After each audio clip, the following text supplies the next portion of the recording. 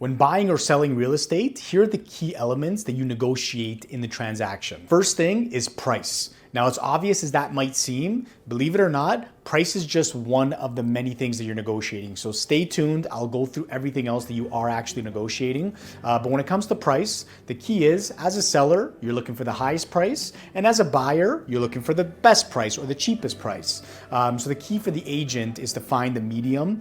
Obviously, as a seller's agent, you want to be able to get the most for your sellers. And like I said, as the buyer agent, you want to get them the best deal. But there's always a middle ground. And sometimes there's things that affect the price expectations. For example, a stigma might associate with a property when somebody dies in a house, or let's say for whatever reason there's things that are happening in a house, grow ops and things like that. Whatever it is, there are many things that can make a property stigmatized and not sell for as much as it would if it didn't have that scenario.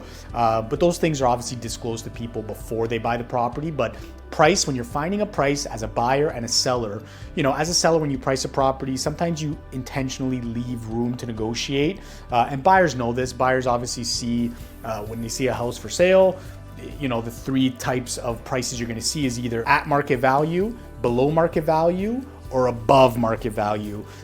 So you're going to see that once you as a buyer understand what the strategy is for the seller, then you'll have your approach of what price you're going to offer. Like I said, the key is that as a seller, you're looking to find the fairest price to sell your property. And as a buyer, you're looking to find that fair price in order to buy that property. So you don't want to feel like you're getting ripped off when you're on either side, but price is key for any negotiations in a real estate transaction. The second thing is deposit. So many people don't know this, especially first-time home buyers, but when you buy a home, you have to give a deposit to the seller's brokerage, which gets held in a trust fund.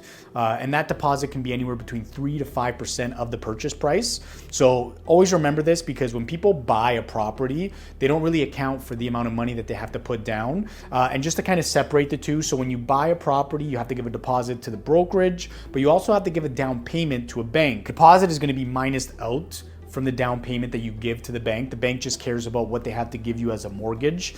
So if you give $30,000 to the brokerage and you're putting $100,000 down to the bank, they'll see that you gave $30,000 to the brokerage, so you just owe the bank $70,000 to close the deal. Hope that makes sense, but just to kind of run through that for what's involved in the deposit. But deposits are pretty key, because the higher the deposit, the more serious it shows the seller that you are as a buyer. So you always want to come with a deposit that's respectable, and obviously that's between 3 to 5%, which is rule of thumb in our industry. Closing date is the third thing that is very key for sellers and buyers. Now, as a seller, you may want to have a certain closing date because that's when the closing date is for the property that you're buying. And then maybe as a buyer, you want a certain closing date because that's the closing date to match for the house that you're selling. So there's things that can happen in a closing date as to why two people or two parties may require a certain date.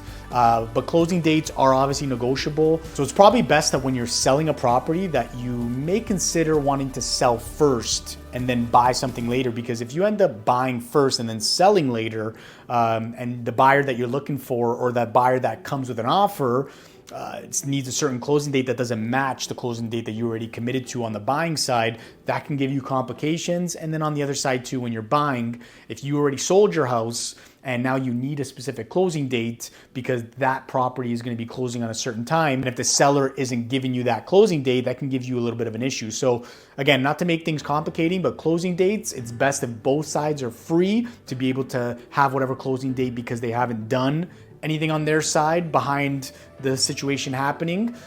So it allows that little bit of negotiating and freedom to not need a specific date, if that makes sense. And then the last thing is conditions. So having a condition in an offer is very key for a buyer, because if, let's say, they're making it conditional on home inspection, it allows the property to be inspected by a home inspector before firming up the deal, because there's so many things that you don't know as a buyer that you'll find out later once a home inspector who's an actual professional, once they check out the property, that you'll learn.